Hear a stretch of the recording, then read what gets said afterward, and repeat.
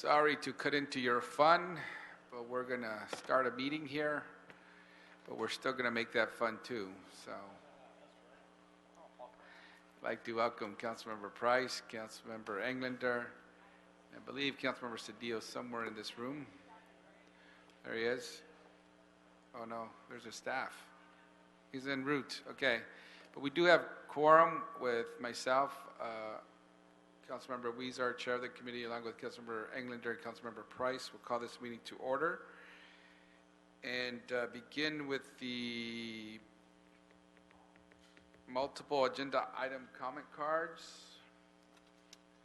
These multiple agenda comment cards are for those individuals who have signed up to speak on more than one item. And these individuals have 2 minutes, I believe, to speak on those items that they signed up for. So the first one is Herman to speak on item 2 and 4. Welcome. That insist that this march will never add up to anything. Can you hold this time, please? Mr. Herman, I believe that you cannot use recordings in public comment, so please follow the rules. Use that when you're showing the other people here about. Okay, you could start his time again, please. Thank you. Mr. Herman, I'm talking about. you cannot use recordings in your public comment. I and many other people disagree with digital signs because of the visual blight that these fucking large apparatus generate LD light, not just in our neighborhoods, but on our streets when we drive, and they fuck with our driving when we have visual impairments under the American Disability Act rule. And I'm talking about the bullshit of this committee allowing such digital complexity in neighborhoods where it's not wanted. Voters didn't vote on it because you never gave them a chance or the opportunity to come in here and voice their opinion to bitch, bitch, bitch. And that's item 2 on digital recordings. And now going into my, what other item you said, sir? Number 4. Yeah, fuck number 4 for the record, and fuck you, the way Madonna said it. So what's my last item now? Do I get general public comment, PC? You're not going to answer that, right? That's the reason why you're such a fucking moron, and people know it. And that's Sir, why under your 40... time has expired. You're not speaking on the subject. Thank you very much. Please sit down. Thank you. Thank you very much. You're disrupting the meeting. That is your first warning. On your second warning, you will be asked to leave. Thank you, and it's always a pleasure seeing you here at every meeting. Excuse me, Mr. Chair. Yes. He's making animal sounds and still disrupting the meeting. Okay, We've already given him the one warning. That's your second warning, Mr. Herman. We're asking you to leave this meeting, please. Thank you. Thank you very much, Mr. Herman. And just for the record, he has shouted out again and is not leaving the meeting peacefully. Okay. I told you it would be fun. Okay, that is our only multiple agenda item card. We will now go to item number, can we do 6 on consent? Oh yeah, oh that's right, yes, okay. We also have here Councilmember Koretz, who will address us under the multiple agenda item comment, but he will address us on, I believe, item number 2. Welcome, Mr. Koretz. Thank you, Chairman Weezer and members. Thank you for the Cedillo's opportunity here. to address this committee. While I understand the need to investigate this long and legally complicated matter of signage in our city, I would like to be clear on my own position, which is there should be no new program in allowing new signs to be placed outside of sign districts. This will authorize flexibility in the city to maintain areas signage free, such as in my district. Sensitive areas in many other districts may include residential areas, neighborhood commercial, and proximity to walking paths to school. I continue to believe that our Planning Commission made the appropriate recommendation on January 12th of 2016 to disapprove any provisions that would allow signs outside of sign districts. I also believe that the health and safety implications may not yet be fully vetted by the city.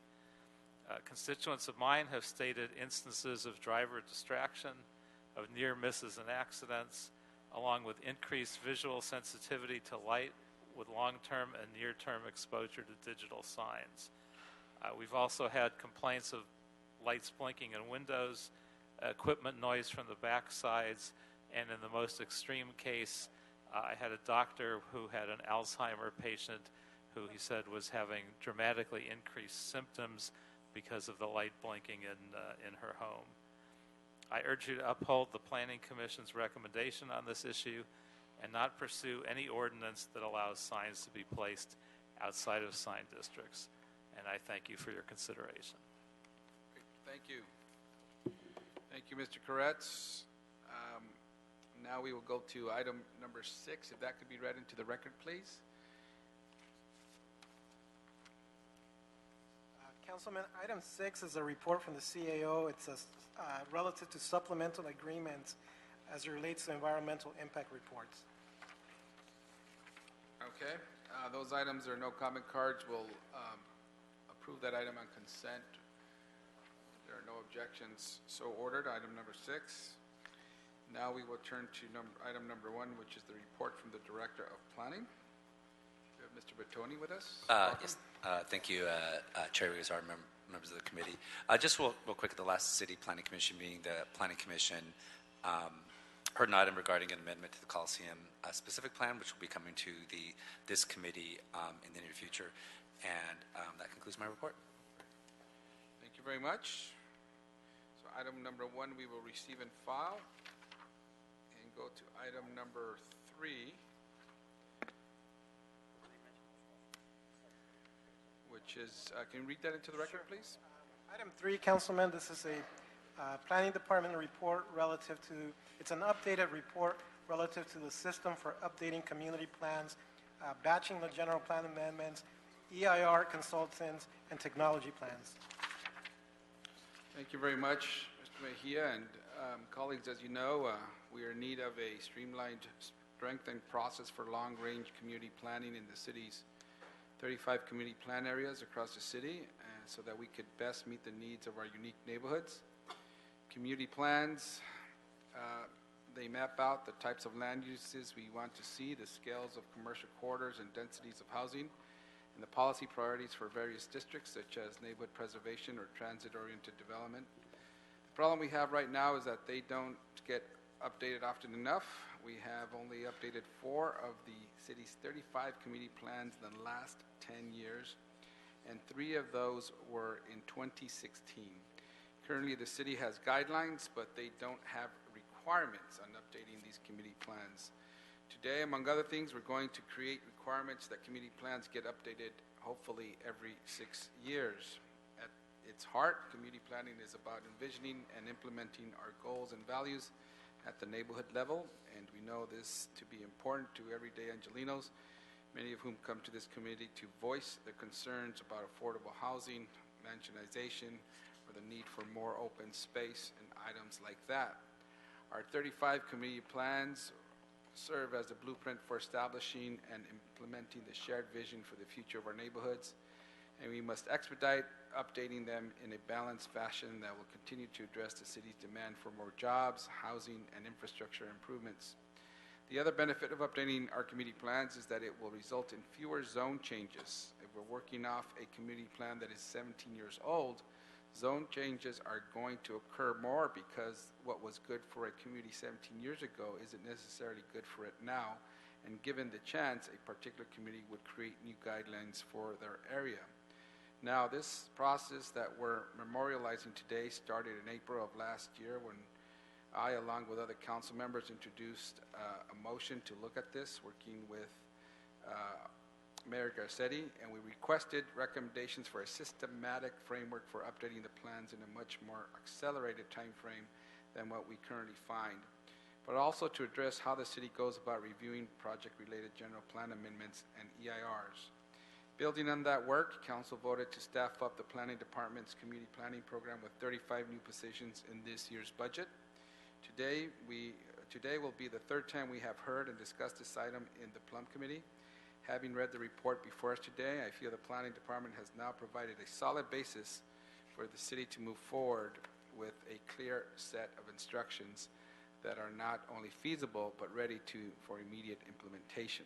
So with that, let me invite the planning department to come up and present their report to the committee and the public. Welcome. Good afternoon. Thank you. Craig Weber, City Planning staff.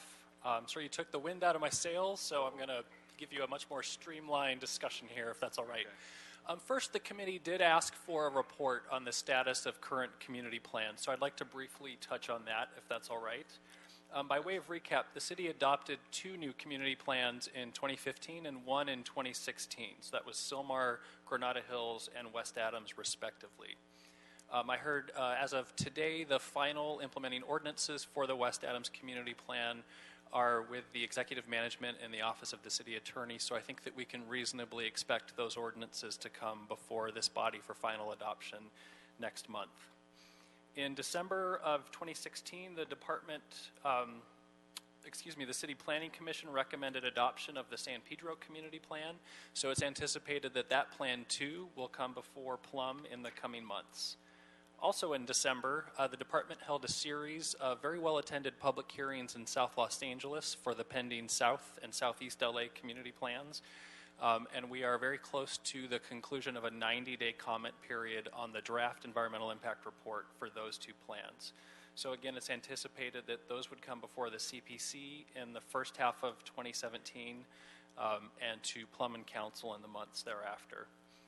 Preparation of the draft EIR for the Hollywood plan is currently underway and somewhat close to completion, and we're working toward bringing that plan through a series of hearings, City Planning Commission and Plum also in the 2017 calendar year. Preparation of the Boyle Heights EIR is currently underway following a successful scoping meeting for that plan in September of 2016.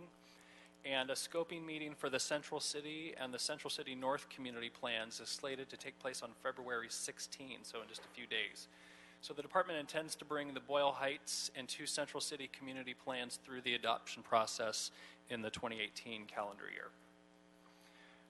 On the tails of the 6-month funding provided in the 16-17 fiscal year budget, the department has begun staffing up in anticipation of launching a group of 3 to 4 community plans later in the year as part of the 10-year community plan cycle that has previously been discussed per the budget and previous discussions that we have had. And obviously there has been significant discussion on compressing the currently envisioned 10-year community plan cycle into a 6-year cycle. And in the department's most recent report, recommended action states that if a 6-year updated time frame is desired, that Plum may direct the department to identify necessary resources and funding options and report back with an implementation plan. And much of that analysis is currently underway. On the topic of general plan amendments within the report, the department is ready to move forward with a batching approach that would provide 2 one-month filing windows for particular geographies each year. And the council may wish to initiate a simultaneous code amendment to further institutionalize this practice.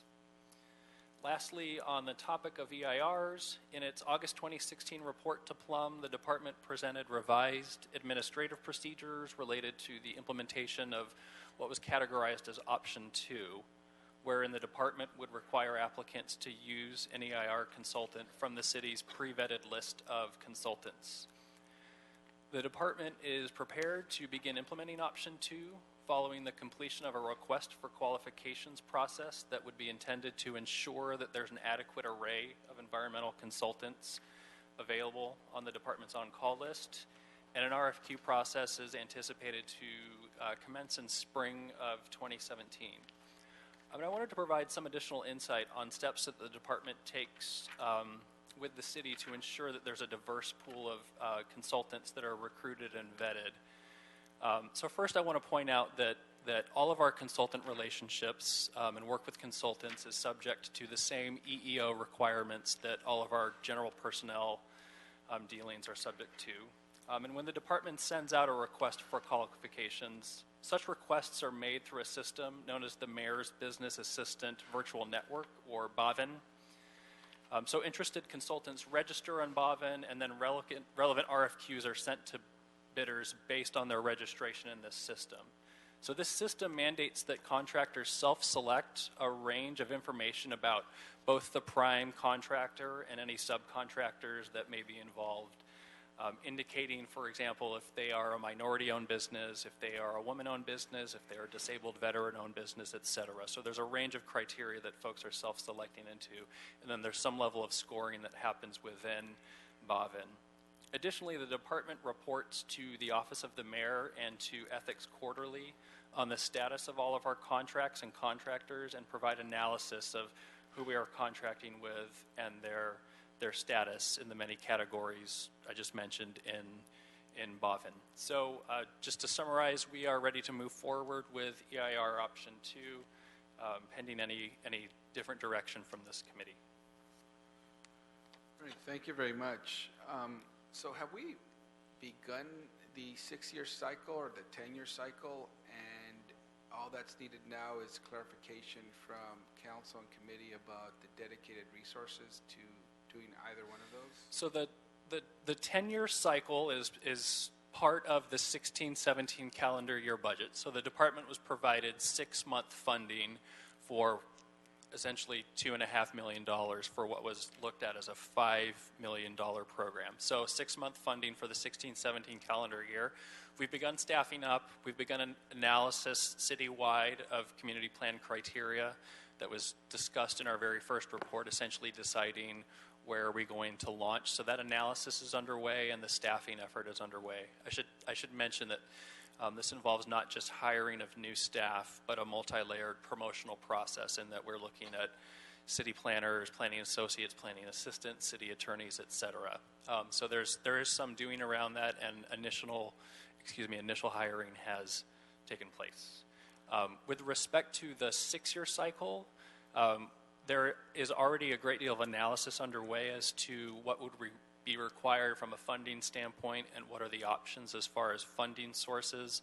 But there's an opportunity for this committee to clearly direct the department to move toward a 6-year cycle, and working with the CAO to solidify what are those funding options moving forward.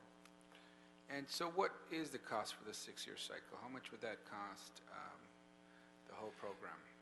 As a general ballpark, I can see my deputy director is eager to chime in. So as a ballpark, my understanding is roughly $10 million. But I'd welcome any further refinement to that comment. Okay. That's annually, right? Annually. 10 million annually. Yes. Correct. Each year. Okay. Yes. Okay, that's the rough estimate. Okay, and so the question we have is, should we direct you to do the 6-year cycle, is identifying the funding necessary to do that. We'll clarify this later if my colleagues so agree, but I think we may be in the position to direct the planning department to move to a 6-year cycle. And I understand the mayor has already put in like an additional for the 10-year, $1 million or so we have to come up with the rest.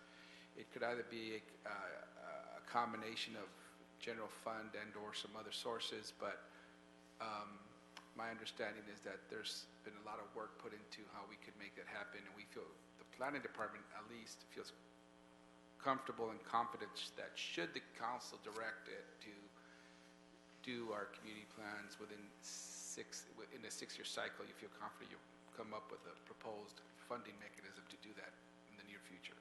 Is that accurate? That is accurate. Okay, great. Thank you. And how quickly can we start implementing the general plan batching procedures that you discussed in the report?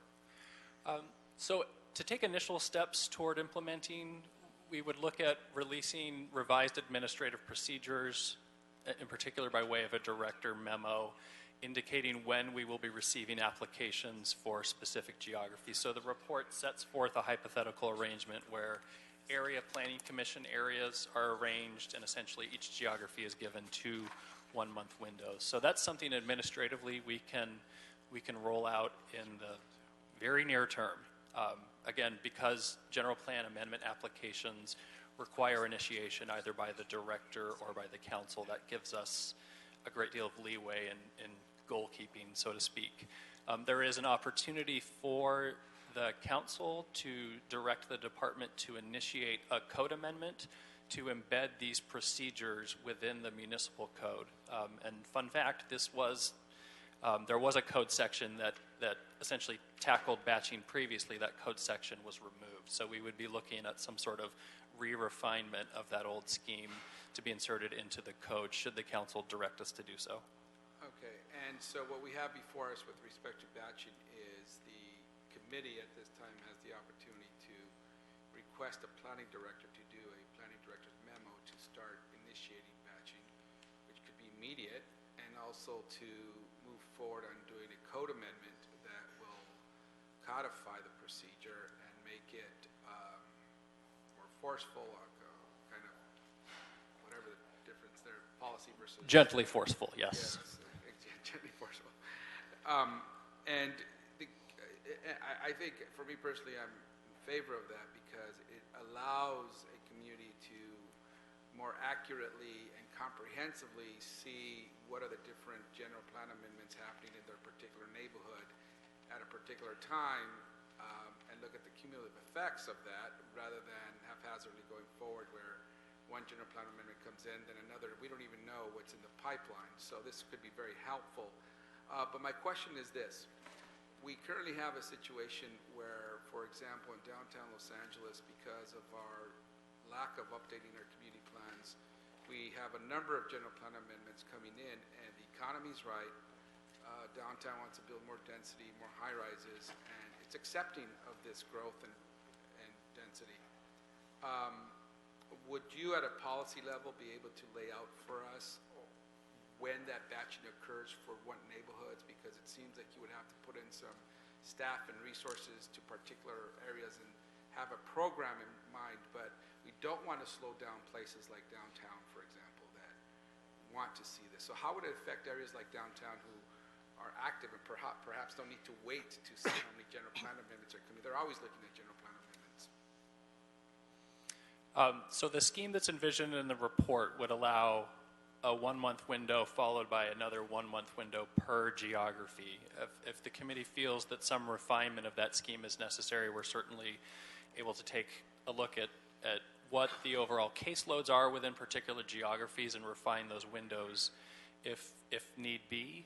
I think that's all I could add to that. But a batching for downtown perhaps wouldn't work because they'd have to wait in line, so to speak, for other areas when, in fact, there's so much going on there until we update our community plan. So how do we fix that? And not, okay, let me put it more general. How do we avoid impeding the growth we're seeing in downtown with batching?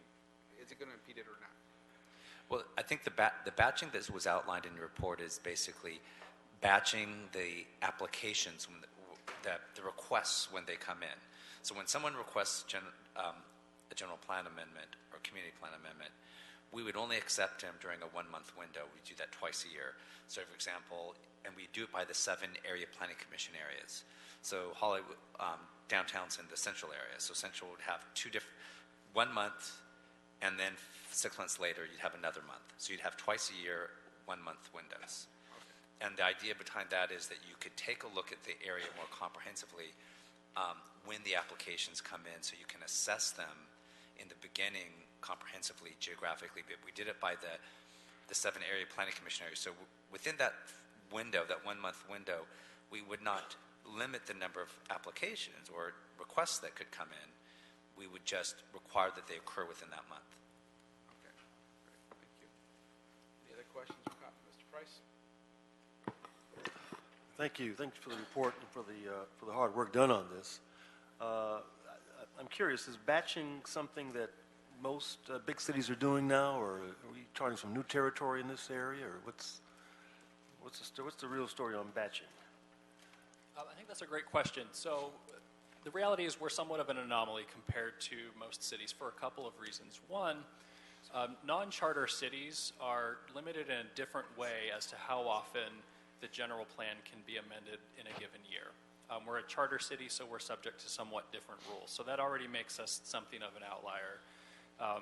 And then the sheer geographic and population size of the city and the fact that we're divided geographically the way that we are makes us somewhat of an anomaly as well. So most cities do actually batch in a manner of speaking, and it has to do more comprehensively with their entire general plan and essentially only allowing certain requests in a few times in a given year. If I can maybe clarify that on this state.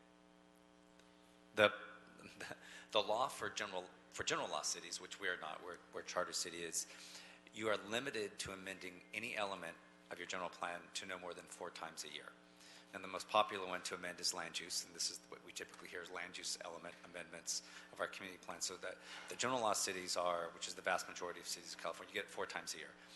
And that is when the city council actually adopts it. So what typically happens is 4 times a year, you have a very busy city council meeting if you're an active city.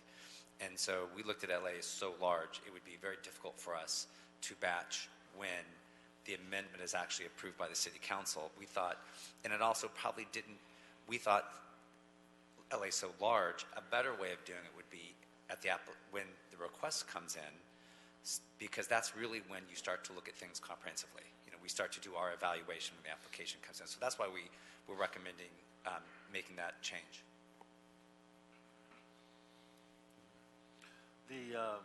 Well, for South LA, for example, it looks like the GPAs could be introduced January, July. So I guess the question is, what does that mean? Only during these windows? Otherwise, the applicant has to wait for 6 months? And what about projects that are located adjacent to mass transit? Would they also be included into waiting, the list of exceptions?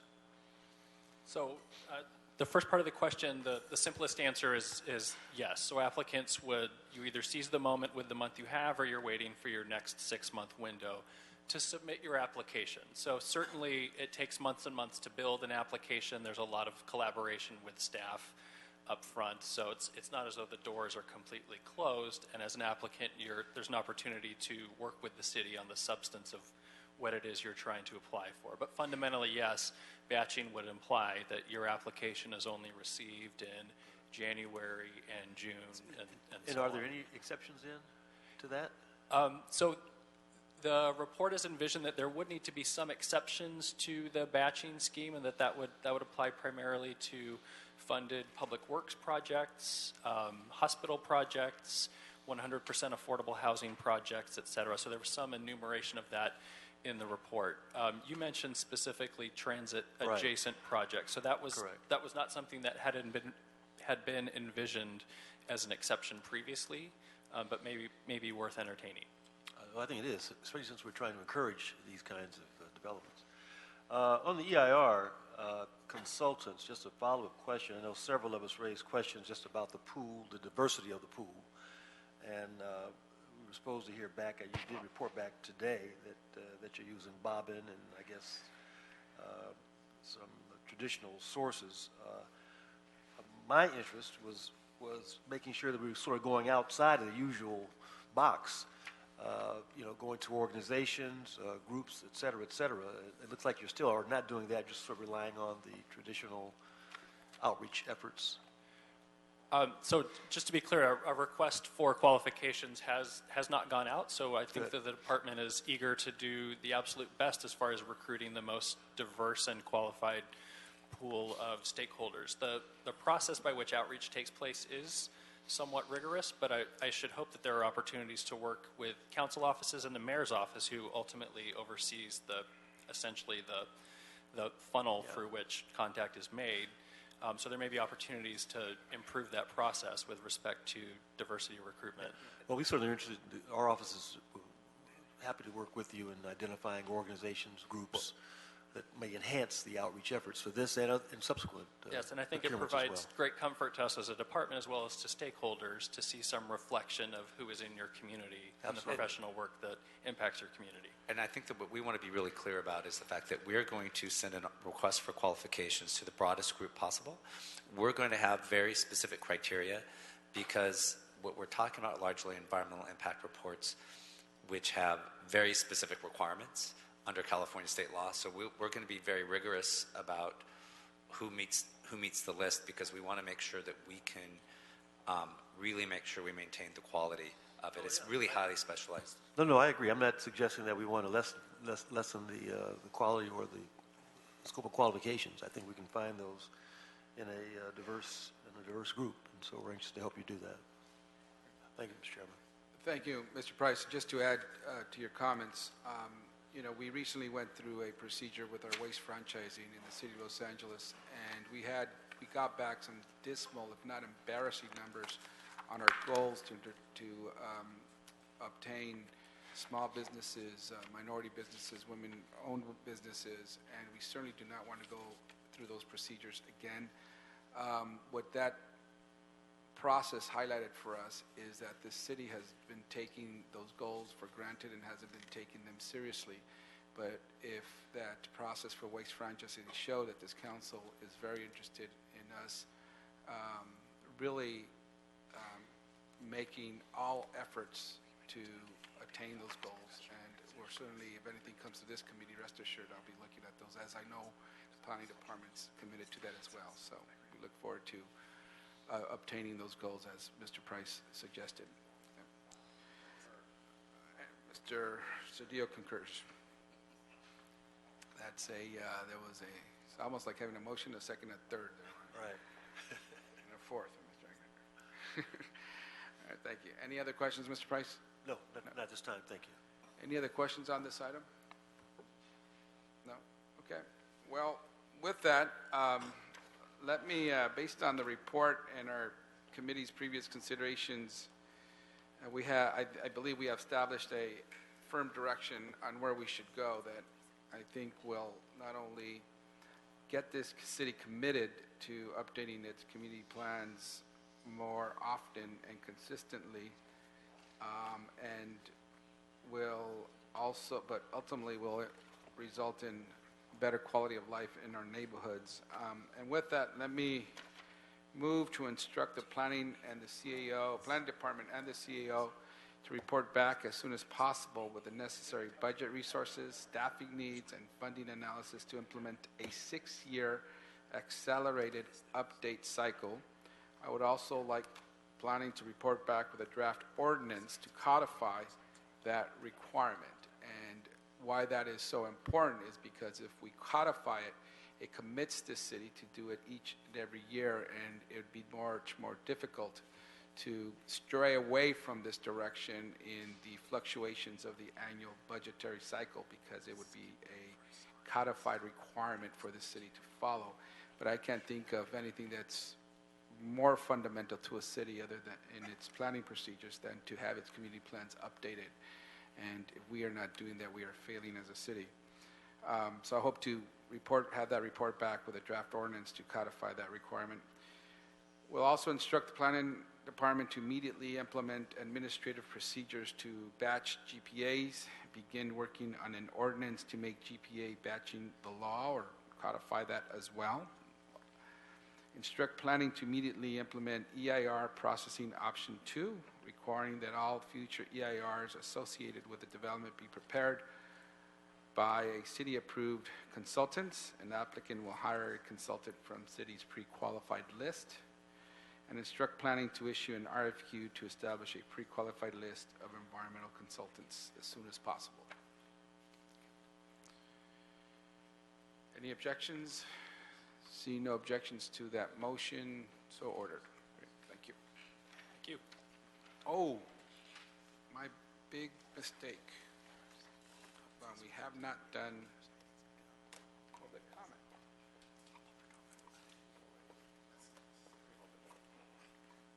I am so sorry. I didn't see anything earlier, but some were added that in that column. I'm sorry about that. We have 3 public comment cards. Jonathan Herrera. Jonathan Herrera, there you are. After Jonathan Herrera, John Holland and Christine Rangel. So we let the cat out of the bag in the direction we're going. I don't know if you want to tailor your comments to that. Yeah, well, good afternoon. My name is Jonathan Herrera from VICA, the Valley Industry and Commerce Association, and happy with the direction today. We do support the updating of the community plans, and regarding the EIR consultants, our first pick would be option 1, but we are happy with the compromise of option 2. Thank you so much for your time today. Great, thank you. John Holland from Central City Association. Good afternoon, John Holland, Central City Association. First off, CCA would like to recognize City Planning for their excellent report that outlines an effective strategy to update the community plans. Current community plans are critical to promote good development and good housing production. Up-to-date community plans will reduce the need for discretionary land use actions, provide greater certainty for developers and community members. We also we're supportive of the City Planning's recommendations regarding environmental impact report consultants. The city should pursue certifying a bench of consultants that developers can utilize to prepare EIRs. It's a significant departure from current practice and will ensure the highest levels of professionalism and reliability. We thank you for this consideration. Thank you. Christine from BIA. Christine Rangel, representing the Building Industry Association, but also today the LA Chamber of Commerce. BIA and the Chamber are glad to see the city's proposal to update our outdated community plans. It demonstrates efforts which are fair and transparent, restoring the public's faith in the development process without hindering market forces. We support the City Planning's Department recommendation of option 2. This option will ensure security and transparency through a fair and ethical vetting process. It will ensure that project EIRs are processed in a timely manner and that developers don't have undue influence over the analysis reports prepared by consultants. We thank the Planning Department for their efforts to reform this process while providing a workable framework for builders to continue to supply Angelinos with much needed housing. Thank you. Great. Thank you very much for your comments. We will reinstate the motion made earlier, and there are no objections to that, so we'll order that. So approved. Thank you very much. Mr. Chair, Yes.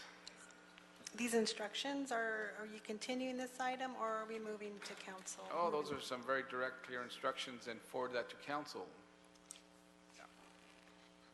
Okay, thank you. Items number 4 and 5 we could take together. If you could read those into the record, please. Sure. Item 4, Councilman, this is a City Planning Commission draft ordinance as relates to a vesting zone change. There's an associated appeal on item 4 filed by Golden State Environmental Justice Alliance. This is a mixed-use project located in CD 11 for 376 multifamily dwelling units. And item 5, associated with the same project, is an appeal, not an appeal, rather, this is a development agreement between Douglas Emmett Management LLC and the City of LA, and it's in the amount of $625,000 for the associated project, and it includes 16 very low-income units as part of the DA. Thank you. Welcome. Good afternoon, Chairman Huizar and honorable council members. I'm Alejandro Huerta with the Major Project Section to present the Landmark Apartments project. On December 1st, 2016, the City Planning Commission certified the EIR, approved the CPC case, granted in part and denied in part the appeal of vesting tentative tract map, and approved a development agreement for $625,000 to the Affordable Housing Trust Fund to assist in the development of affordable housing in CD 11 in exchange for a proposed term of 4 years. The project includes the construction of a 34-story residential building with 376 multifamily dwelling units, utilizing a ministerial density bonus by setting aside 5% or 16 units for very low-income households. The project also includes an approximately 40,544 square foot privately maintained, publicly accessible landscaped plaza or open space. On December 12th and 15th, the Golden State Environmental Justice Alliance filed appeals of the CPC's actions of the special permission for the reduction of off-street parking, the design overlay plan approval, site plan review, and the EIR. Staff has prepared an appeal response letter and accordingly recommends that the CEQA findings be modified to include the conclusions of a health risk assessment that was prepared in response to the appeal, and also to further clarify the traffic baseline. Planning staff understands that Plum will be considering revisions to the conditions as stated in the letter from Councilmember Mike Bonin dated January 25th. Planning does not oppose these changes, including the proposed deletion of the T condition regarding the Wilshire Boulevard dedication. Pursuant to LAMC Section 12.37-A2, the dedication is not required when a portion of the lot is occupied by a legally existing main building which is to remain. In this case, the existing 4-level subterranean parking structure, which spans the entire site and is attached to the existing office tower, will remain. Accordingly, we respectfully request your consideration of the revisions to the conditions to reflect the changes requested by Councilmember Mike Bonin should the Plum Committee accept these changes. In addition, planning staff recommends direction from Council to amend the findings to reflect their actions. Thank you, and staff would like to reserve further comment following public comment and to answer any questions you may have. Great, thank you. Thank you for that presentation. We will now turn to the appellant and then the applicant. The appellant and the applicant each have 5 minutes. The appellant is Josh Bourgeois or Burgos.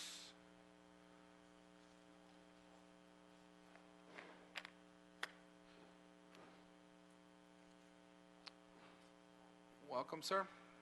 Thank you. Good afternoon. Maybe I'm not close enough. There we go. Good afternoon. My name is Josh Bourgeois. I'm with the Golden State Environmental Justice Alliance. And give me just a second here. That doesn't really work. All right.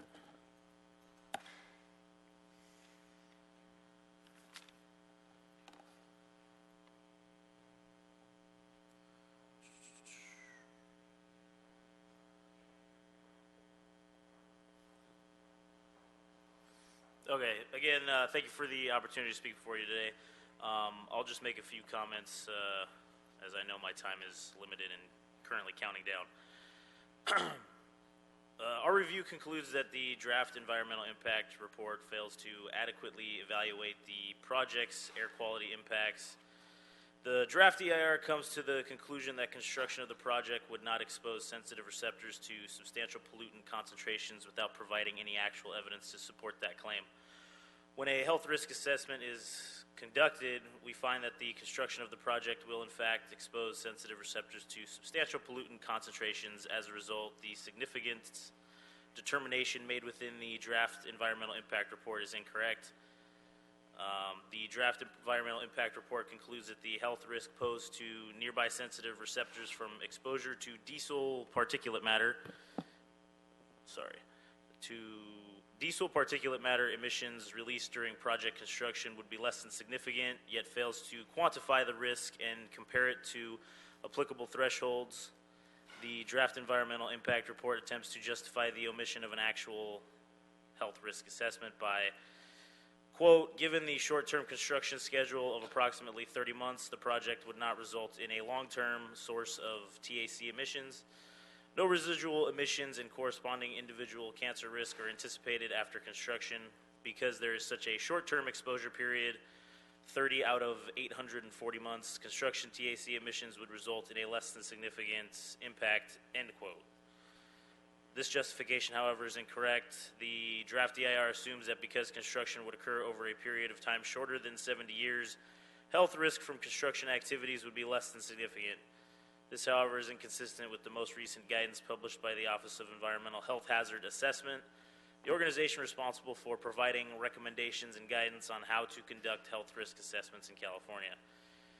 February of 2015, OEHHA released its most recent risk assessment guidelines, the Guidance Manual for Preparation of Health Risk Assessments, which was formally adopted in March of 2015. The guidance document describes the types of projects that warrant the preparation of a proper health risk assessment. Oh, sorry about that, I lost my place here. Construction of the project will produce emissions of diesel particulate matter, a human carcinogen, over the 30-month construction period. The OEHHA document recommends that all short-term projects lasting at least 2 months be evaluated for cancer risks to nearby sensitive receptors. Thus, in accordance with OEHHA guidance, an assessment of health risk posed to nearby sensitive receptors from construction should be included in a revised CEQA evaluation for the project. And I'm almost out of time, so I'll go ahead and conclude there. Thank you again for the opportunity to speak today. Thank you. Thank you. Thank you very much. We will next hear from the applicant. Representative is here, Dale Goldsmith. Good afternoon, honorable committee members. My name is Dale Goldsmith. I'm a partner with the law firm of Armbruster, Goldsmith & Delvac, representing the applicant. Here with me today is Jordan Kaplan and Michelle Aronson of Douglas Emmett, our full design team and our technical team. As staff made a very thorough presentation, both verbally and in the staff report, I'll focus my remarks on one of the key components of this project, the public park, the over 1 acre public park. We've provided a handout with some renderings to help you visualize the park. I want to give you a little bit of history first. It took approximately 2 years of outreach to develop the park that is before you today. At first, the project included a restaurant with parking behind it along Wilshire to comply with the CDO, the Wilshire CDO in the area. The community, however, expressed a desire for open space, even if it was just a little patch of open space on the roof of the restaurant. But Douglas Emmett decided to choose something bigger and something better. They designed a park, although initially, because they're office developers, primarily and office owners, it was an office park. But the community was happy with the change, but Douglas Emmett felt they could do further after discussions with Councilmember Bonin's office and community members. So Douglas Emmett challenged his design team to be more creative.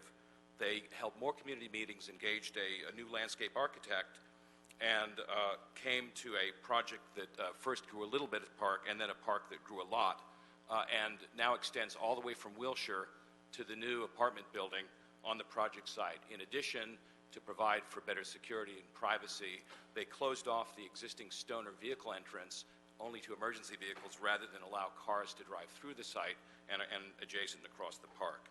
As I mentioned, the current design exceeds 1 acre, and it's located in a very heavily populated area that is relatively park poor. The park is designed as a generational experience for the entire community. Children can play, seniors can sit, professionals can lunch.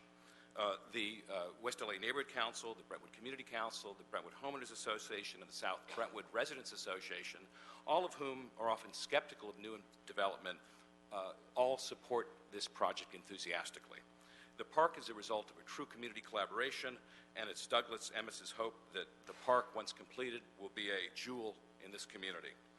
The project will provide a number of additional public benefits that are very important. As staff mentioned, there'll be 16 very low-income units on site. In addition, there'll be a $625,000 contribution as part of the development agreement to the city's Affordable Housing Trust Fund. The project will provide needed housing without displacing existing housing, which is very important. It'll reduce vehicle trips by demolishing an existing supermarket on the site. It'll improve the jobs housing balance by creating housing in the close proximity to commercial offices, including one on the site. It'll reduce miles traveled by developing an infill site within walking distance of jobs and amenities. It is near transit, including the Metro Rapid, and it'll create a substantial number of construction jobs. I would like to just address briefly the appellant's remarks. They have been thoroughly refuted in the final EIR. Most of these arguments in the appeal, if not all of them, are a rehash of arguments that were made in the comment to the draft EIR. In addition, staff prepared a very thorough response regarding a health risk assessment. The SCA QMD methodology, which the city follows, does not recommend health risk assessments for short-term construction impacts, and that's because they analyze impacts based on a 70-year lifespan construction is very short, inappropriate to do an HRA. Nonetheless, as part of the staff report, for informational purposes, the staff report includes a health risk assessment that shows that the project would not have a significant health risk due to its temporary short-term construction impacts. Therefore, we would respectfully request that you deny the appeal, approve the project. We are fine with the technical corrections suggested by the council office, and I'm available for any further questions you may have. Thank you for your consideration. Thank you.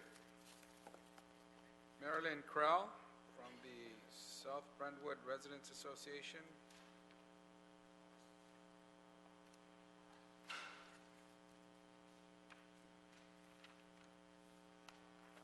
Welcome. All other speakers now have 1 minute. We requested 2 minutes because I'm representing two different groups.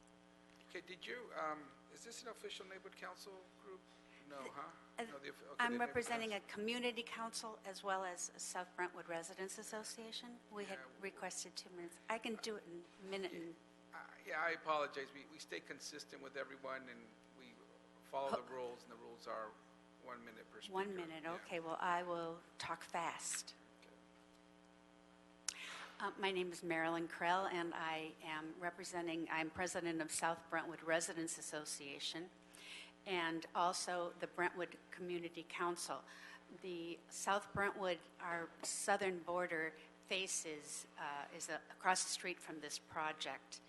Of course, Brentwood Community Council represents approximately 50,000 stakeholders.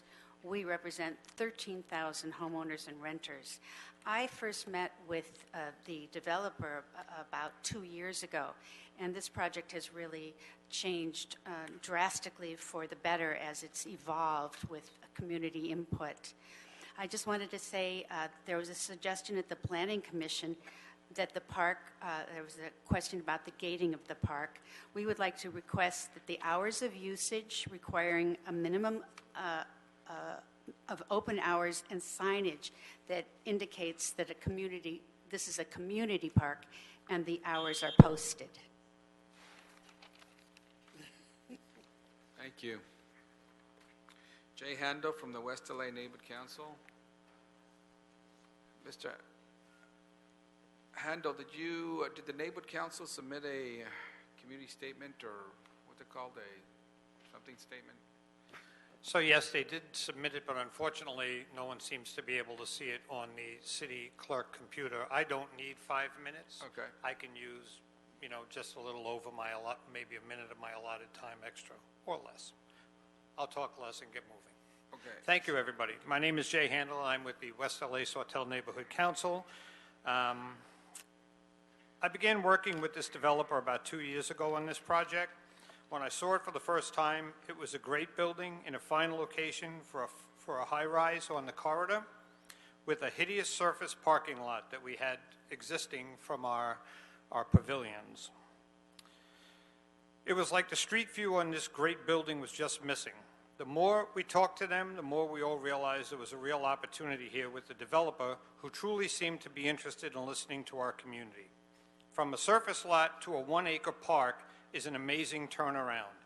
And it didn't take threats or angry meetings. We had positive dialogues and rolled up our sleeves together. We commend Douglas Emmett on their project and look forward to them being a great partner of this community. And I want to say for the record, for everybody here, this must be a great project because our planning chair, who is absolutely pro Measure S, is 100% for this project, and this project wouldn't happen under Measure S. So thank you. Thank you very much. Ezra Gale from Council of District 11.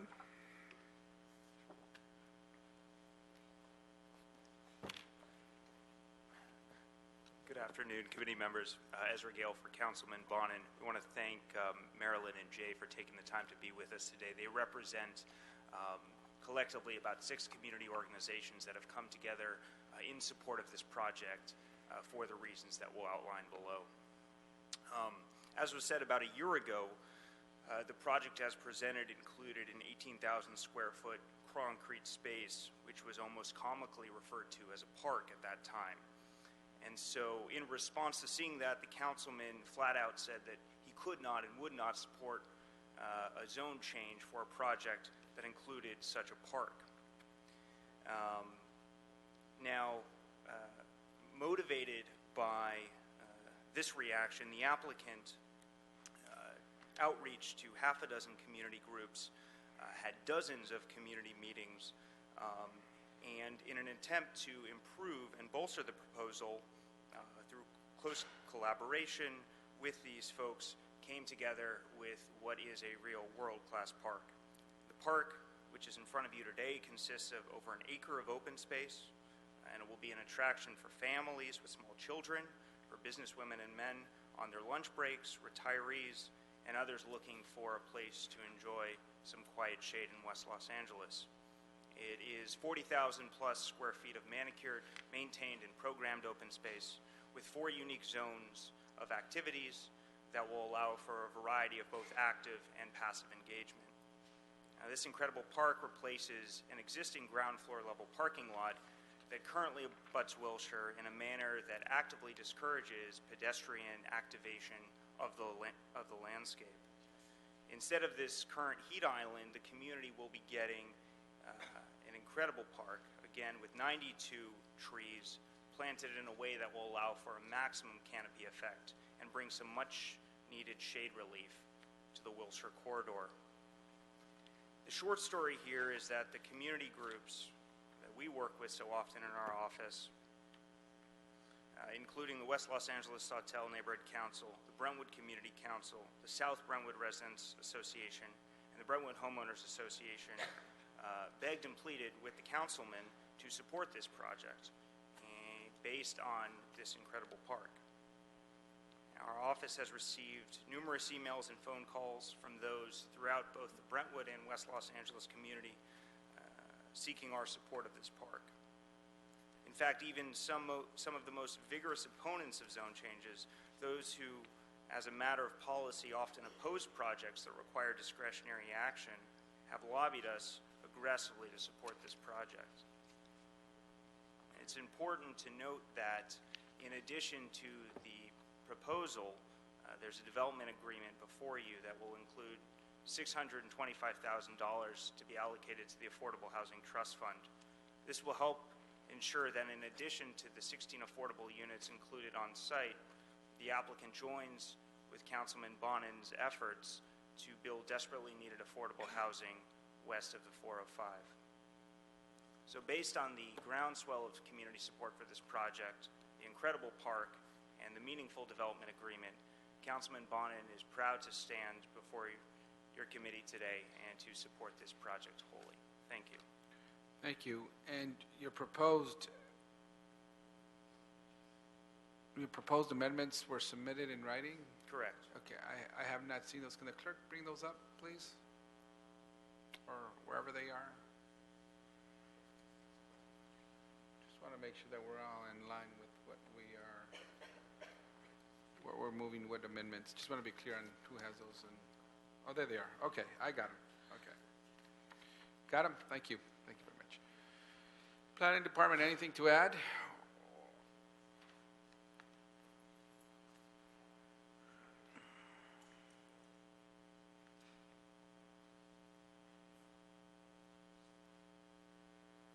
Hi, good afternoon. Lucy Ibarra with the Planning Department. I just want to address the appellant's comments. The appellant submitted a letter during the draft EIR comment period. The same letter, though disputed entirely with supporting evidence in the final EIR, he nevertheless regurgitated the same letter on his appeal of the project and then regurgitated the same letter again before you today. And I would just like to add that with respect to his comments on the health risk assessment and the guidance manual by OEHA, the assessments per the guidance manual are intended to apply to stationary sources such as power plants and industrial uses that emit toxic air contaminants. It also assumes exposure over a 70-year timeline. The project's construction is estimated at 30 months, not 70 years as stated by the appellant. The screening analysis prepared by the appellant, moreover, is significantly flawed, relied on inaccurate data, and made significantly mischaracterized assumptions regarding a 30-year exposure period and that construction would occur over the entire site including the existing office building that's set to remain. Nevertheless, even though we're not required to, and nor does the project meet the thresholds for requiring a health risk assessment, the city prepared an adequately prepared health risk assessment using a conservative analysis, which determined that the health risk from the project is well below the significance thresholds of 10 in a million. The appellant in this case has failed to provide accurate and substantial evidence disputing the assertions of our EIR, and for those reasons, we suggest that you deny the appeal in its entirety. And we're here to answer any questions you may have. Okay, great, thank you. Mr. Price? I want to congratulate the developer, the council office, and the community on the park. I think that's significant and certainly is something that will benefit many. But my question is, how long is the developer required to maintain that park, or is the developer required to provide any kind of ongoing maintenance? Lucy Abada with the Planning Department. It's a private property park available for public access. It's in the queue conditions that the park be provided and maintained on the site. Thank you. Okay, thank you. Good question that we sometimes approve these and not have the maintenance resolved. Any other questions or comments?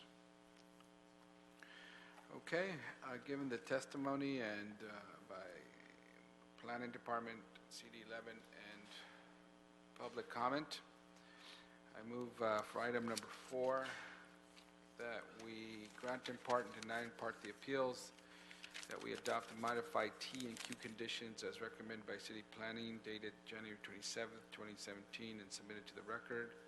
Adopt the changes to T and Q conditions as recommended by CD11 in their letter dated January 25, 2017 and submitted to the record. Adopt the modified findings as recommended by City Planning dated January 26, 2017 and submitted to the record. For item number 5, second by Mr. Cedillo, item number 5 will move to adopt the modified findings as recommended by City Planning dated January 26, 2017 and submitted to the record. And request the City Attorney to prepare and present a final development agreement ordinance. It's also seconded by Mr. Cedillo. Any objections? Any clarifications, Mr. Mejia? No. No. Everything's fine. Thank you. You're just still thinking about the Cal victory over Stanford in basketball this weekend? Go Bears, Council. Go Bears, okay. Any objections to these two motions? Not seeing none, so order.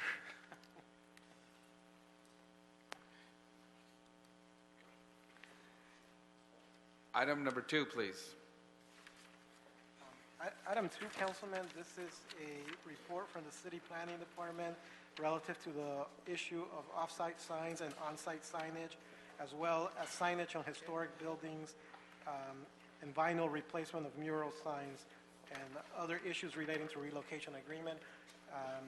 And representative from planning is here, Ms. Phyllis Nathanson. Okay. Welcome, staff. Good afternoon, Phyllis Nathanson, Planning Department Code Studies. November 1st, Plum directed Planning Department to report back on on-site digital signs, vinyl replacement of certain mural signs, on-site digital signs on historic buildings and existing sign districts, non-conforming signs, relocation agreement process, and relocation agreement program viability. Our report addresses those issues and also addresses the environmental clearance for the citywide sign ordinance. As you know, Planning Commission last year recommended that off-site or digital signs not be permitted outside of sign districts. I'll go through each of the items one by one, topic by topic, try to summarize as best as I can. Regarding on-site digital signs, if Plum intends to broaden the eligibility of allowing on-site digital signs, the Planning Department recommends that we create a Tier 3 sign district that is a little more lenient than the Tier 1 and Tier 2 sign districts that are already in the citywide sign ordinance. Regarding vinyl replacement of certain mural signs, If final replacement is desired, Planning Department recommends that they have the appearance of being hand-painted, that the commercial message be limited to 3% of the sign area, that there be no increase of sign area, and no covering of vents, windows, or doors. Regarding the topic of off-site digital signs on historic buildings in existing sign districts, Planning Department recommends that changing the rules of an existing sign district is best done by amending the sign district itself, not by a citywide sign ordinance, but if Plum wishes to address it on a citywide basis, the Planning Department can add a provision to the sign ordinance that would allow changes to an existing sign district by a sign adjustment. Regarding non-conforming signs, we have two different types of non-conforming signs. One is signs that are out of compliance with their permit. There are choices. Plum could decide to let them, allow them to remain in their current status, or you could call for more stringent enforcement, or Planning Department could create a new slight modification relief mechanism that would allow a 10% increase that could bring existing violators into compliance. Regarding signs with no valid permit on record, Plum could decide to allow them to remain in their current status. Plum could allow them legal status by which they would enjoy full benefits, or Plum could allow them to count only for sign reduction, having no other benefits. And if they were if Plum allowed that to happen, each sign could have the same value as a sign with a valid permit on record, or it could have half the value or a quarter of the value. Regarding the relocation agreement process, the department recommends that we add a relocation agreement authority to the zoning code, as did Sacramento, and not rely on the state authority. And in our report, we outline a process that we think could work. The report deals with program management to address the possible surge of applications that might be expected at the public counter with a new program. We anticipate that each relocation agreement would have its own environmental clearance. Fees would be based on a fee study, but we think that the fees might be similar to that of a development agreement. Staffing would be by the dedicated sign unit.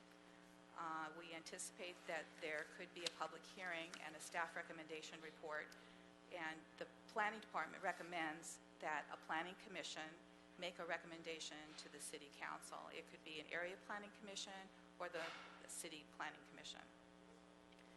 And regarding the question of program viability, the question was raised, does the recommended land use criteria cancel out too many existing off-site sign locations? We conducted a study. We mapped the land use criteria that was previously recommended by the Planning Department, and we mapped it with 100-foot buffers from sensitive land uses, 200-foot buffer, and a 500-foot buffer. And then we mapped the locations of existing off-site signs to reveal where relocated signs could be allowed. And we conclude that the program could work, and it stands to reason that where the buffers are smaller, like the 100 feet, there are more existing off-site locations that would still be eligible, and with larger buffers, there are fewer choices. But even with the 500-foot buffer, almost 40% of the existing off-site sign locations would still be available. And last, regarding the environmental clearance for the citywide sign ordinance, if substantive changes are made to the citywide sign ordinance, there would be additional environmental analysis required, and new projects may also require their own environmental clearance. Thank you. Thank you. We'll go to public comment first and then come back to questions and comments. You could either stay there or get your VIP front row seat like you had earlier. Either way. Christine Peters, CD 13, would you like to go now or afterwards? Christine here? Christine Peters, Council District 13? Okay, not here? All right. All public speakers have 1 minute. Cindy Starrett, Lynette Schwartz, and Bob Smith.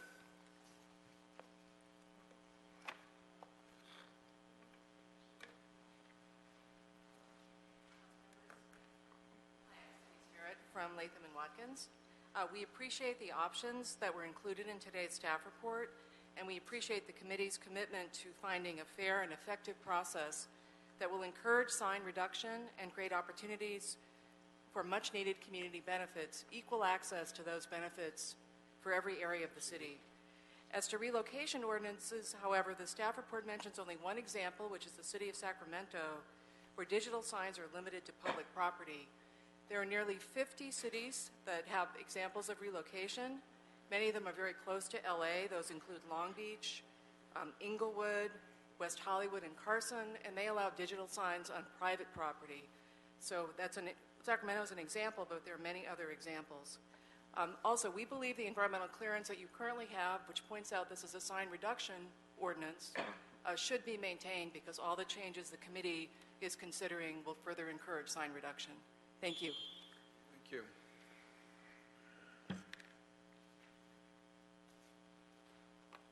Hi, my name is Bob Smith. I'm the Executive Director of the Greater Los Angeles New Car Dealer Association. The 47 new car dealerships in the city support the third option city planning has presented to regulate on-site digital signs. Allowing on-site digital signs as a limited use on properties having a minimum contiguous length of street frontage, lot area, and or floor area as above without needing to be in a sign district. We respectfully oppose the option to create a Tier 3 sign district. That would contradict Council's intentions to allow on-site digital for certain uses, and many new car dealerships would simply not meet the size criteria of a Tier 3 sign district as outlined in the staff report. The Council will accomplish its goals of allowing on-site digital in limited uses while protecting against over-proliferation by adopting option 3. We respectfully request the committee to provide instructions for planning to develop an ordinance that incorporates the third option. Thanks. Thank you. My name is Lynette Schwartz. I'm here today representing Hollywood Heritage, and we are specifically addressing item number 3 on the report by City Planning to the Plum Committee. Item number 3 in terms of number 2, which specifically addresses change on a citywide basis and allowing the planning director to grant off-site digital signage on all historic cultural monuments in the city of Los Angeles within existing sign districts. We oppose recommendation number 2. The implications are far-reaching and very damaging for commercial historic districts, especially Hollywood, without knowing what will be allowed and what the potential cumulative impact is. And we are asking for a 30-day extension to provide future comments on this particular item. Thank you. Thank you. Hello, good afternoon. Tal Finney, former Director of Office of Planning and Research to the Governor's Office. All right, Tal Finney, hold on 1 second. I know your card was submitted and we said you could speak. Okay, go ahead. Yes, speaking in favor and support of both on-site but off-plan signs, and then as to all 3 options, supportive of each, but prefer to support planning in item 3, given the work they've done on that. But I just want to point out, having worked in planning at a state level and have participated in countless seminars, meetings all over the world, we're the city of Los Angeles. We are a world-class city. We are known around the world, and I think we're a little behind on this area, having spent time in other major cities, other major metropolises on just about every continent. I can say that I think we're a little behind. So I think it's a great thing that planning's making the move it's making, and I hope the council does adopt the third option, or at least one of the 3 options. Thank you very much. Thank you. Baldomero Capiz, Alex Castaneda, and Ron Miller. Baldomero Capiz from the Presidente Unión Binacional de Exbraceros. Okay, translation for me. Buenas tardes. Buenas tardes. Okay. 2 minutes on the clock, please, for the additional time for the interpretation. Buenas tardes. Mi nombre es Baldomero Capiz Good afternoon. My name is Baldomero Capiz. y he sido un residente de la ciudad de Los Ángeles en la comunidad de Mural Heights por 30 años. And I have been a resident of the city of Boyle Heights in the community of Boyle Heights. I'm sorry. And I have been a resident of the city of Los Angeles in the community of Boyle Heights for 30 years. Soy miembro de la Unión Binacional de Braceros, miembro del Consejo Vecinal de Boyle Heights. I am a member of the Union of Binational of Braceros and a member of the Neighborhood Council of Boyle Heights. Estoy aquí para expresar mi apoyo a una ordenanza integral que permitiría a nuestra ciudad I am here to express my support to one of the ordinances of the city that would allow para manejar carteleras electrónicas y proporcionar beneficios para la comunidad muy necesarios para los barrios como el mío. and to manage digital signs and to provide benefits for the community that are very necessary for a neighborhood like mine.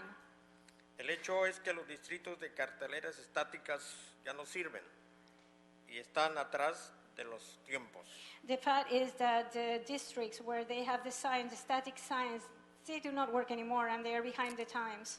La ordenanza debería permitir que las carteleras digitales se utilicen fuera de los distritos, que se proporcionen para permitir que todos en la ciudad realmente beneficien de la ordenanza propuesta. The ordinance should allow for digital signs to be used and be utilized in the districts that are proposed, and that all the cities really will benefit from the ordinance that are being provided.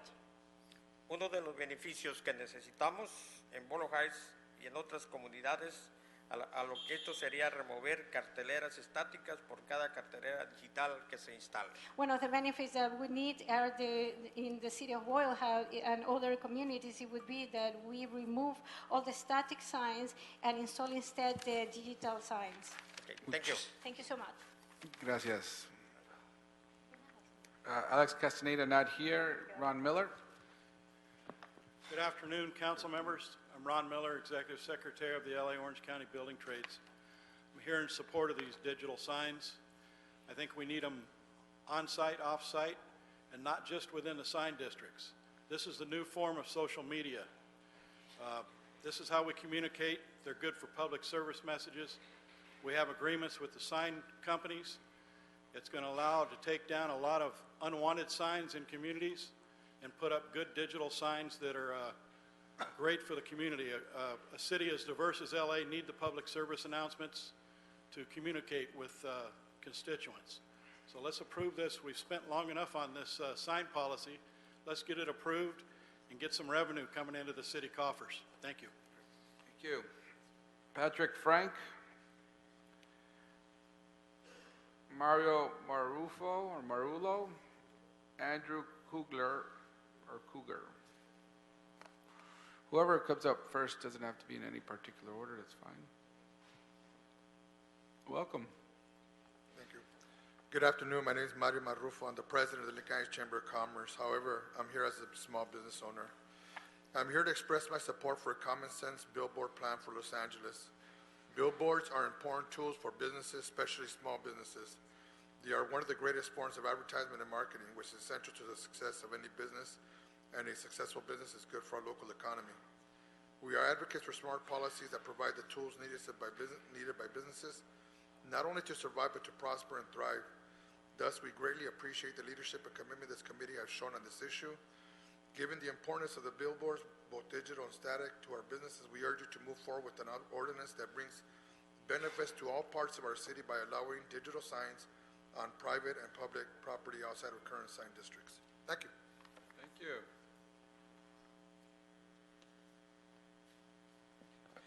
Good afternoon, Andrew Kugler, Mayor Brown, representing Summit Media. Here today to offer our support for the suggestion in the planning report that Plum create a process for lawfully permitted sign owners to address minor non-compliances. The report suggests what it calls a slight modification process in which the owner of a lawfully permitted sign can resolve a minor issue administratively as long as it does not require a modification exceeding 10%. That proposal makes a lot of sense, not just for the sign owners, but for the city. The city should not be expending substantial resources processing sign adjustment applications to deal with relatively minor issues, nor should the city waste limited enforcement resources on them. A slight modification process can also complement the more formal sign adjustment process already called for in the draft ordinance for modifications up to 20%. We support that adjustment process as well, but we ask that it be amended to make clear that it's available to all signs, including lawfully erected off-site signs. We believe that's the intent. It's just a little bit vague. Thank you. Thank you. So we'll hear from Patrick Frank, Keith Stevens, Stuart Waldman, and Jairo Angulo. My name is Patrick Frank. I'm the co-president of the Coalition to Ban Billboard Blight. I'd like to make 4 points here very quickly. Number one, we oppose all digital signs outside of sign districts, period. They create visual blight. Creating a new category of Tier 3 will only add to visual blight. It's not just us saying this. There are 11 community impact statements from neighborhood councils in the file, compared with 0 taking any other position on this question. So we'd ask you to listen to the people on that one. Number two, we oppose any legalization of unpermitted signs, so we oppose including them in any relocation agreement. We would rather see the current law enforced first. 3, we support a 500-foot buffer for relocated digital signs. Nobody that I know wants to live near a digital sign, so I'd ask you to think about what you would like to have near your home. Number 4, regarding an implementation process, we support a strong procedure with little wiggle room, and if the procedure is strong, it will obviate the need for a public hearing on every relocation agreement. Thank you. Waldman. Stuart Waldman, President of FICA, also speaking on behalf of the LA Chamber. We support sign regulations allowing digital signs on private and public property outside of current sign districts. Digital billboards provide a cost-effective means of advertising for businesses that would otherwise not have the financial resources to promote their businesses and stimulate the economy. Given the importance of billboards, both digital and static, to our businesses, we urge you to make sure that when this ordinance moves forward, the benefits of static billboard takedowns and revenue generated from digital billboards apply to all of our communities, not just a select few. FICA supports allowing on-site digital signs for certain properties based on size without having to create a complex and highly regulatory Tier 3 sign district. A Tier 3 sign district would be so costly and time-consuming that it would remain a de facto prohibition. There's more, but thank you for your time and consideration. Thank you. Hi, Keith Stevens, Virtual Media Group. I applaud the city's movement towards getting some clear sign regulations on the book as it relates to digital signs and to billboards. There needs to be some clear definition of what objective criteria is for what the city's looking for in revenue that they expect from the new signs, and what the benefit is going to be derived from the city in taking uses from one property and moving them to another property. And I think that's it. I support the city's moving forward on this. Thank you. Thank you. Jairo Angulo? Not here. John Howland? Shomari Davis? Bill Recht?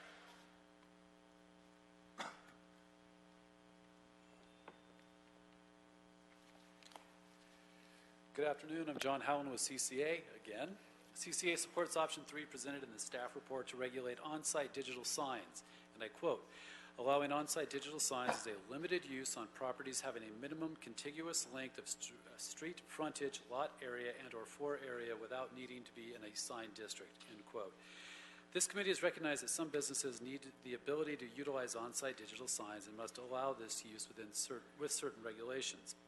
We agree that they can't be on every small business, so limiting the use to properties of a certain size would address the council's concern. We oppose the staff's recommendation to create a Tier 3 or new type of sign district. It would prove so onerous, time-consuming, and costly that it would defeat the purpose of allowing on-site digital signage. We ask that the committee recommend the third option for on-site digital signage, limited use along contiguous property lines. Thank you. Thank you. Good afternoon. My name is Shamari Davis. I'm a business rep for IBEW Local 11, Electricians Union. And a wild guess, we probably support digital signs. Yeah.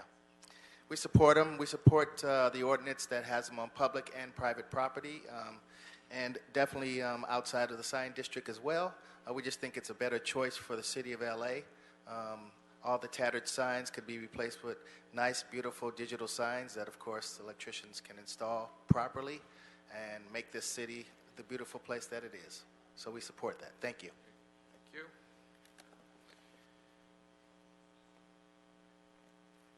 Thank you. Good afternoon. Phil Recht of Mayor Brown representing Summit Media.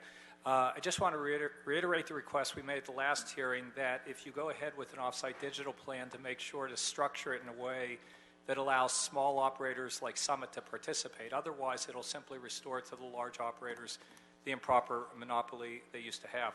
Specifically, we ask you to consider a one-to-one takedown option for small operators. Those like Summit, 2-to-1 sounds feasible, but in all honesty, companies like Summit with only a few signs or whose signs are in good shape simply can't do 2-to-1. As well, the suggestion before, the companies that do 2-to-1 have to pay $250,000 a year in fees to the city is simply unfair and unreasonable, particularly with the large companies with a lot of low-value signs will pay nothing. We suggest that for small companies, they be required to pay a one-time fee in lieu or contribution of community benefits, something in a reasonable amount. Otherwise, they simply won't be able to participate. Thank you very much. Thank you. Dennis Dillon, Pastor Q, Jen Marie, Arnold Ahrens. Okay, Dennis Dillon, not here. Any of those three could walk up and speak at any time. Welcome. Good afternoon, Pastor Q, Jean-Marie. I'm here in support of the digital signs. We've been here before. We've said it before, that the signs could provide information for folks in case of emergency. We'll be able to disseminate that information. We've been here before. We've said it before, that the signs could provide jobs, well-needed jobs in our community. We've been here before. We've said it before, that we have more pressing issues in the city to worry about, like homelessness. We've been here before. We've said it before. So please pass the ordinance.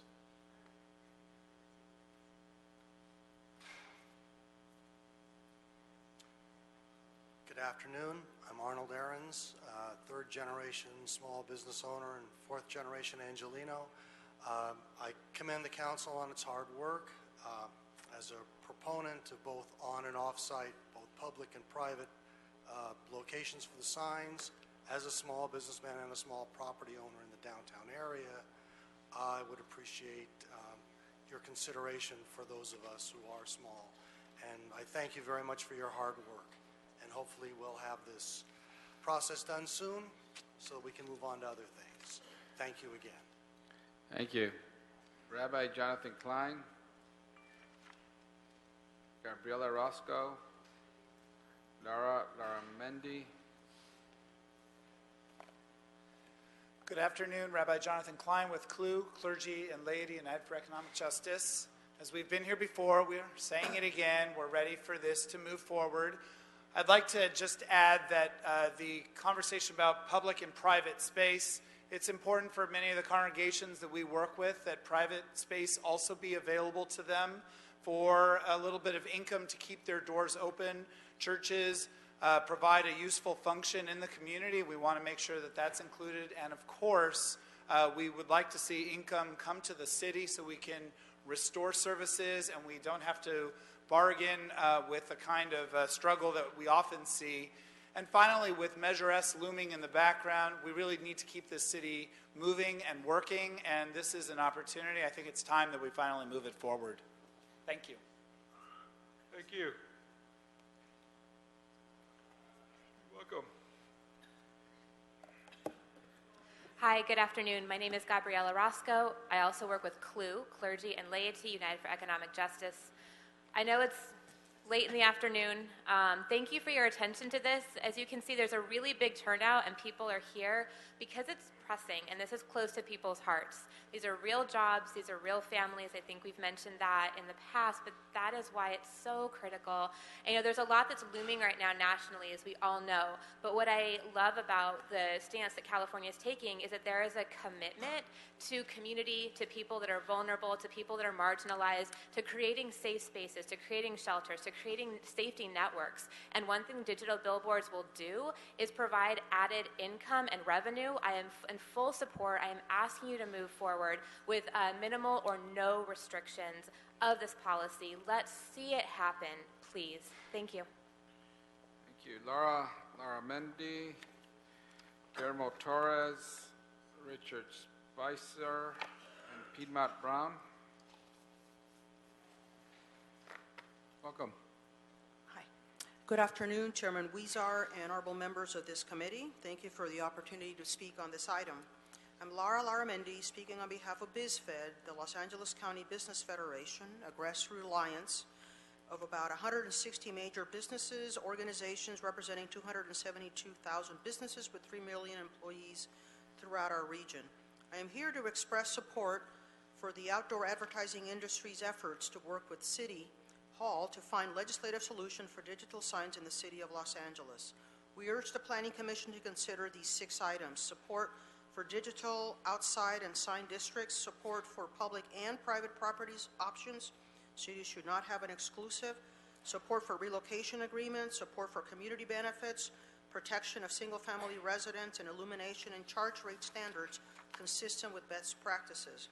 We recognize the long history of this issue in the City of LA and encourage the City Council and staff to work with the industry to restore the use of digital signs and craft. Thank you. Thank you.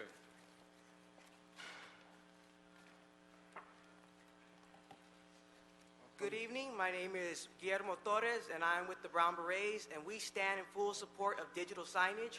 We believe this is important because it will bring funds into the city, and these are funds that we truly need.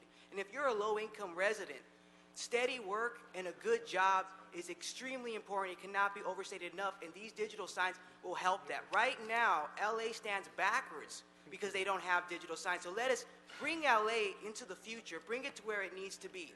So I lastly reiterate that I think that it would be great if also we can have something in there where nonprofits and service providers will also get free advertising. That way those who need them can be reached. So once again, we stand behind digital signage for the work and the funds that it will bring to our city. Thank you. Thank you.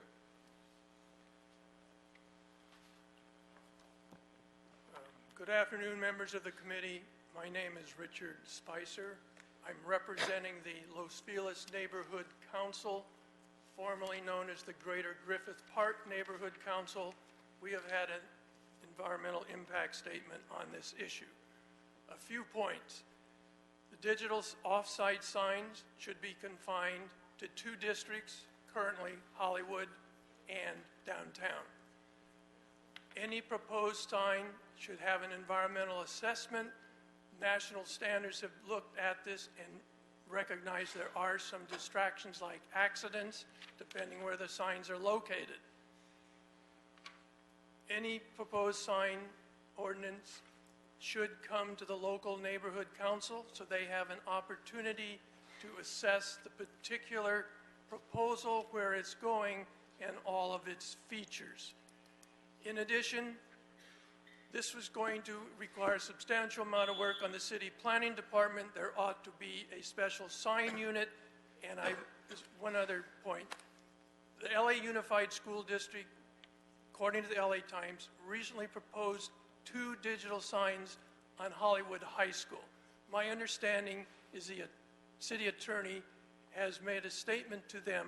It would be helpful for this audience to know what that is. Thank you very much. Thank you. Piedmont Brown, Jeremy Diaz, Kanchan Matu, and David Phelps. Good afternoon, council members. My name is Piedmont Brown, I'm president of the Ironworkers, Local 433. We're in support of the sign ordinance. The Ironworkers are looking at it also not just for work, but it's also for safety issue for fire department, police department, national floods, mudslides, earthquakes, terrorist attack. These signs can be very helpful for the city and for the Angelinos for their safety. Thank you very much. Thank you. Thank you, council members, for allowing me to speak this afternoon. My name is Khan Matu, and I'm the co-founder of the Hollywood Fringe Festival, a nonprofit and the largest performing arts festival in Los Angeles. Since our inception in 2010, we've been able to return over $1.8 million in ticket sales back to our local artists and venues. In 2016, we completed our 7th festival, where we saw over 56,000 seats filled during the month of June, tripling our audience since 2010. It is with the help of billboards we've been able to grow our audiences and our festival over the years. As a nonprofit, we depend on the visibility that billboards provide to bring audiences to see the new and exciting works presented by our amazing performing arts community in Los Angeles. We ask that the council establish reasonable standards for both traditional and digital billboards that benefit both our neighborhoods and our nonprofit organizations. We applaud the direction that you're moving in. Thank you. Thank you.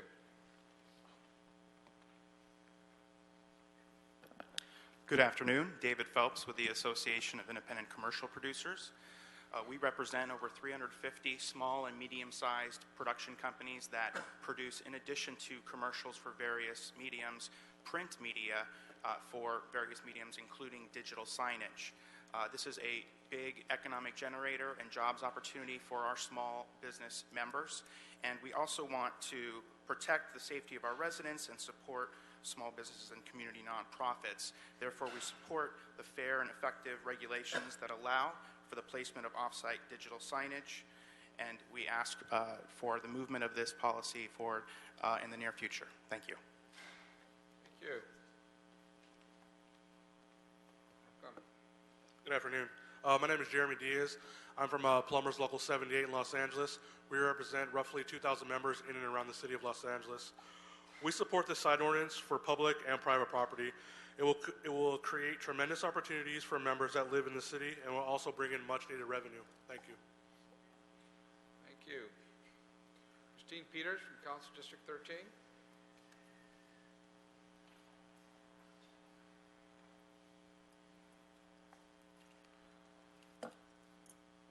Good afternoon, council members. Christine Peters, Office of Council Member Mitch O'Farrell. Thank you very much for taking the time to hear us today.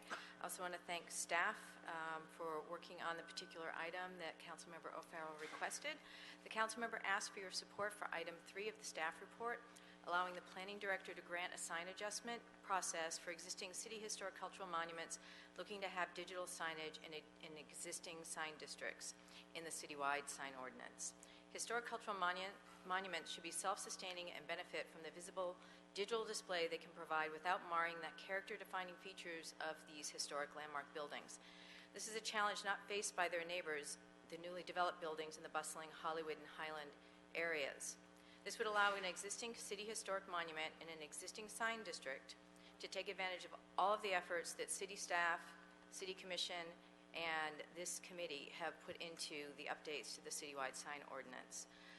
This would be a very small universe of buildings that would be able to take advantage of this provision, and Councilmember O'Farrell asked that you continue to consider it for adoption with the citywide sign ordinance. Thank you very much. Thank you. Okay. Any questions or comments for our staff? Mr. Price? Got one. Thank you very much. And I know that from the comments that you made, I know many have been following this, tracking this for much longer than I have. But just curious, this phase 3 that's being proposed, how is this going to differ from today's practices?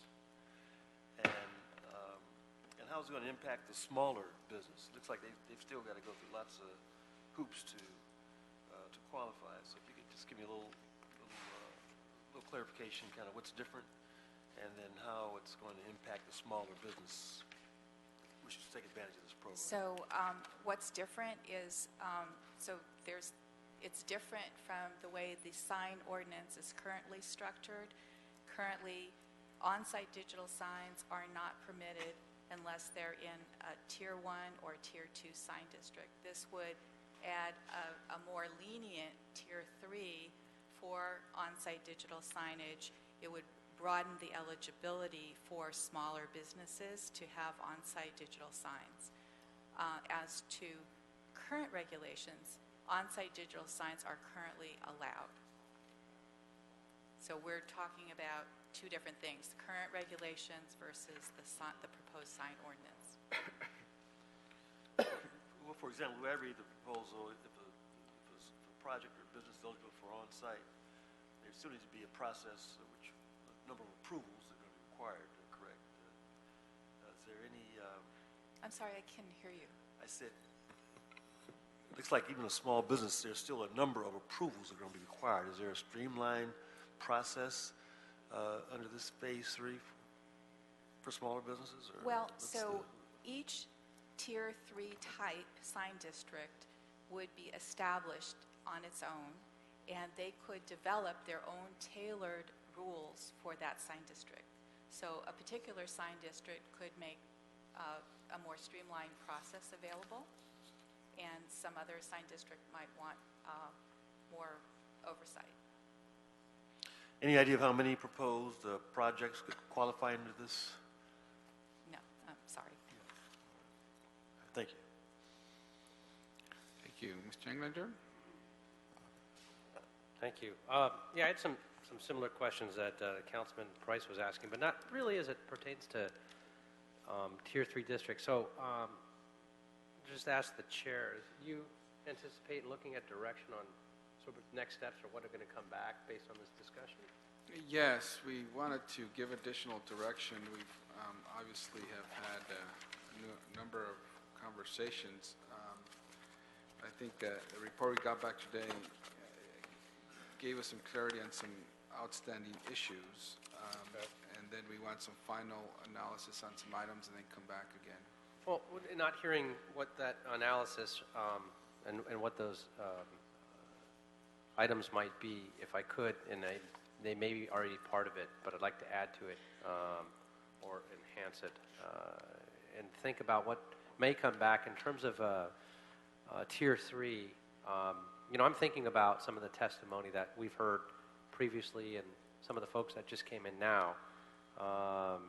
Particularly is it, thinking about car dealers, movie theaters, even digital signs for gas stations for their pricing because it changes almost daily, sometimes multiple times a day. So a lot of people have gone to digital for that on-site signs. And thinking about an auto dealer right now that's in my district, Northridge Toyota.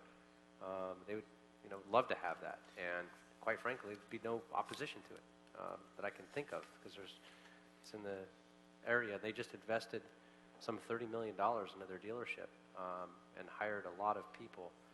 So they're good corporate citizens. And thinking about, Galpin, who's been asking, one of the biggest sales taxpayers individually as a business in the entire city of LA. They've been asking for 30 years for an on-site digital sign. In thinking about what Bob Smith came in about all the Southern California New Car Dealers Association and the others that do so much and employ so many, where if we had extremely very strict standards that they can barely shoehorn their way into, clear, objective criteria about all the things that you've outlined in the report, from size and lighting, spacing, animation, the fact that they wouldn't be able to offer up a particular product, if you will, but only the actual business sign, non-commercial messaging. So the things that, very strict standards, a lot of things that have been brought up for years on this issue. without being an on-site digital sign district, because those would be very few areas in the city, if at all, any. And in looking at on-site digital, where it makes sense for businesses to operate, it's becoming more and more difficult, and where it doesn't have an impact on the community. And we've heard the community loud and clear. We've heard neighborhood councils. We've certainly heard areas that it doesn't make sense, but then we have a lot of areas that do. And so, and if they ever wanted to come out of conformance, if they wanted something that was too extreme, or something that just didn't fit in, quite frankly, with what the community would want or what these strict regulations would be, then they'd have to come through a process, and not just a discretionary process, but an approval process. So that's what I'd like to see come back with this, not just throwing out, well, let's just have another, tier 3, and I think that would, it's an easy way to put it, but in looking at it further, in fact, it's interesting. Last year, had an opportunity under a Smart City initiative to travel to Copenhagen with Councilmember Cedillo, and we were looking at when I talk about historic properties, by the way, they have some buildings that are, I think, older than our country. And we were looking at some of these phenomenal architectural structures that were just magnificent. And you wouldn't believe what was on top, just on the building itself, not even on the roof, but actually on the building. Digital signs with the news and news tickers. And we started asking some of the locals out there, we can't believe you put these on these historic, beautiful properties. And they actually all told us that it was overwhelming support, that they loved having them there. I don't see that here. That doesn't fit here. City Hall. Yeah, let's put one on City Hall. There you go. Yeah, I never see that. I don't even like the sound bite. Can we erase that? Bring it back. So I think coming back with a plan that allows very limited use with very strict compliance, and a lot of the things that have already been outlined, outside of just having specific districts, where it would make sense and not to be an impact based on all the testimony for the years that we've had, would be very helpful. Make that part of the instructions. Also, I'd like to add some other instructions to clarify and get the information we need before us before we give final instructions as to what type of ordinance we would like to see. But before I do that, I want to ask a question of the CAO's. Is someone here from the CAO's office? Yes? No? Oh, okay, there you are. In a prior report to this committee, your office made a recommendation to move forward with a consultant study as it relates to providing or allowing digital signs on city-owned parcels. What's the scope and timeframe of that study, and how soon will your office be able to get that completed? Good afternoon, Council Member Jason Clean, Office of the City Administrative Officer. If your committee or the council adopted a policy instructing our office to do an RFI and RFP, we could begin that process within 2 months. Depending on the type of information you would like covered in that RFI and RFP process, it may take 3 to 4 months to evaluate it. The expectation is your committee has been discussing different setback options, 100 foot, 200 foot, 500 foot, as well as some of the areas of the city that may be utilized for off-site digital signs. So those information and options we would like to contain in an RFI to see whether or not there are potential proposers out there who would even be interested in putting up off-site digital signs on any of those parcels. So we would just like to begin the exploratory phase to see whether or not there's any interest in any of the parcels and get the list out there so that we can start collecting information. So if the council were to give direction to move in that direction, would you need that information before the ordinance is drafted, or can we do it in parallel? We could do it in parallel, sir. Okay. So we've been working very closely with the city planning department. They've already provided maps with list of city-owned parcels and where they are in terms of the buffers. So what we would do is make that publicly available and then start to collect information as to the feasibility of placing off-site digital on those signs. Okay. Okay, thank you.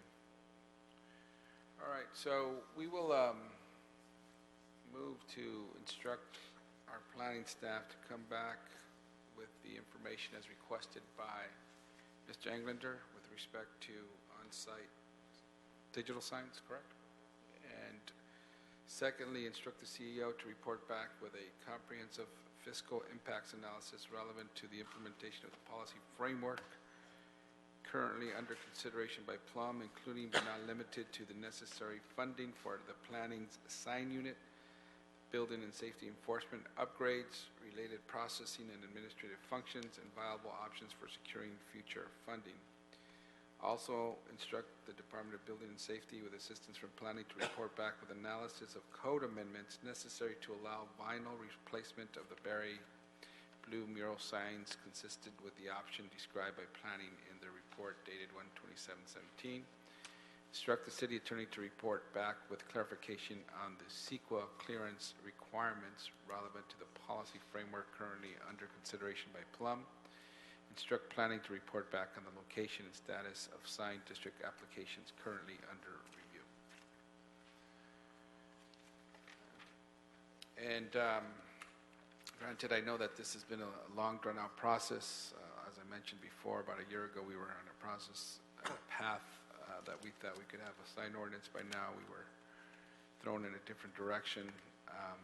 But now we've kind of been going at this more methodically to get an ordinance we would all feel comfortable with. So we'll get those informations, and I anticipate that we've gotten a lot and enough information, so possibly at the next Plum meeting when we take this item up, we'll be ready to give instructions on what we would like to see in an ordinance. Okay. Is that okay with you? Second by Mr. Cedillo. All right. Any objections? Seeing none, so ordered. Thank you. Any other items, Mr. Mejia? No, sir. That concludes this meeting. Thank you very much, everyone.